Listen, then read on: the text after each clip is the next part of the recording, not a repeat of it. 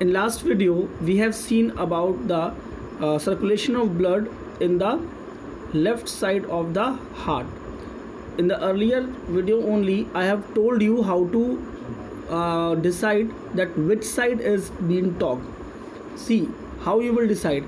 If this is your right hand, okay, this is your right hand, then the part of the organ which is on the right side of your hand is actually left side of the organ. Okay, you have to say the opposite side.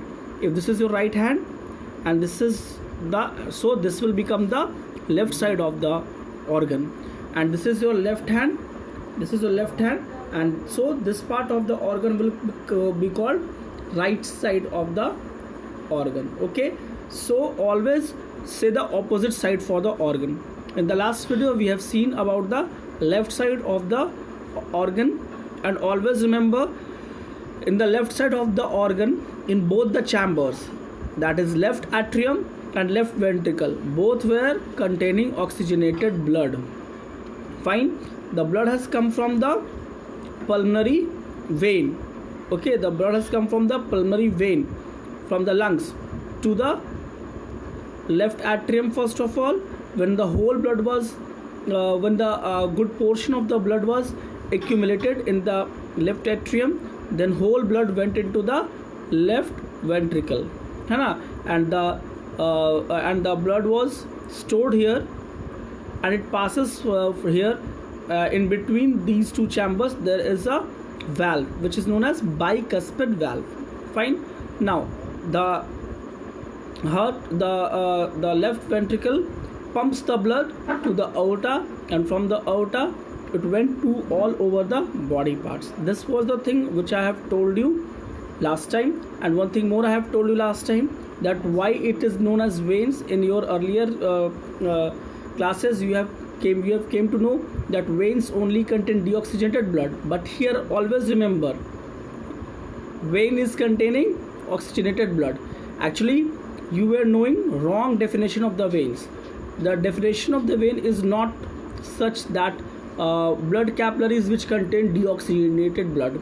It is wrong. Actually it should be the blood vessel which brings blood to the heart is known as vein. That is correct. Fine. It should not be defined as what it contains. It should be defined as the direction of the flow of blood. Fine. So as the direction of the flow of blood is towards the heart, so it is vein, and so it is correct here. Now we will go with the right side of the heart. Okay, this is my left hand, this is my left hand, so the organ is right side. We are talking about the right side. Okay, now all the deoxygenated blood which has gone through the various cells and different tissues of the body all comes and get accumulated in right atrium. Okay, this vena cava, this superior vena cava collects the blood from above the shoulder, that is from neck and head, while this inferior, or you can say posterior vena cava, okay, posterior vena cava collects the blood from below the shoulder. It is above the shoulder and it is below the shoulder. So a good portion of the deoxygenated blood is collected in the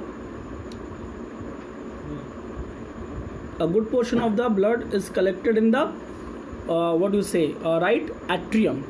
Okay, now when the deoxygenated blood is being collected in the right atrium, at that time what happens, that here is a tricuspid valve. Always remember, in right side there is tricuspid valve. Okay, so this tricuspid valve closes the passage which is common between right atrium and right ventricle. Fine, it is closed. Now as it is closed, so the whole a good portion of the whole blood is accumulated in the right atrium. When this atrium gets filled, okay, this chamber contracts, and when it contracts, the tricuspid valve opens and whole blood goes into the right ventricle. Fine.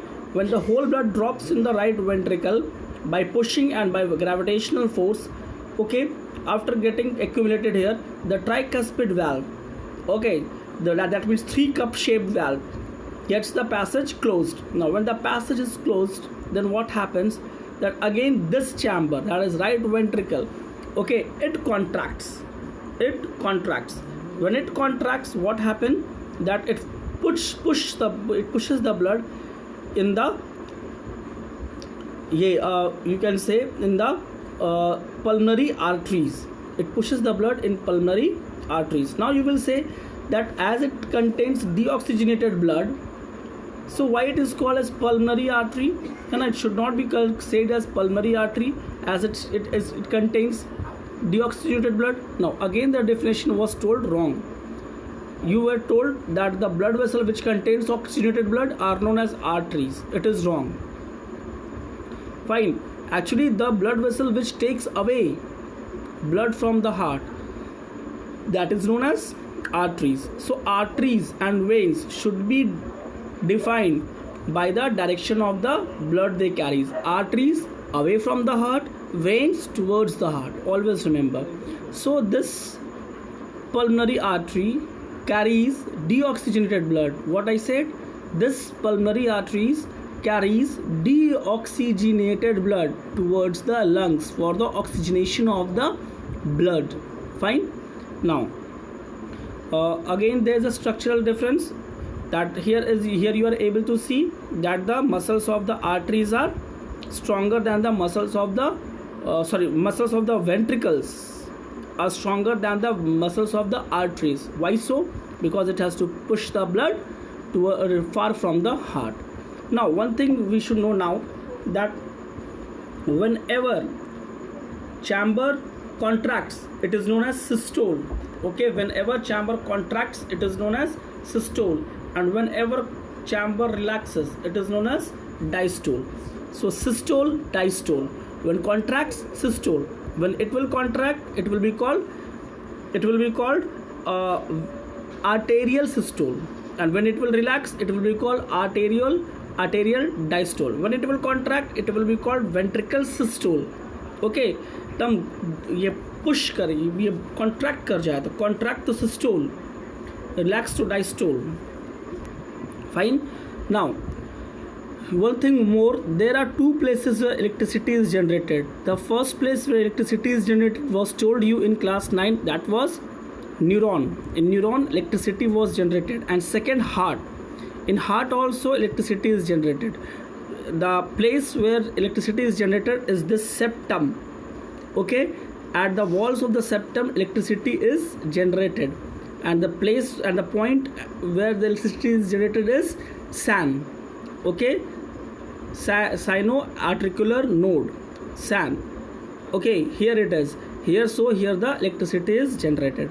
So here electricity generate, and it helps in systole and diastole of the heart. I'm again saying systole is contraction of the chamber, and diastole is relaxation of the chamber.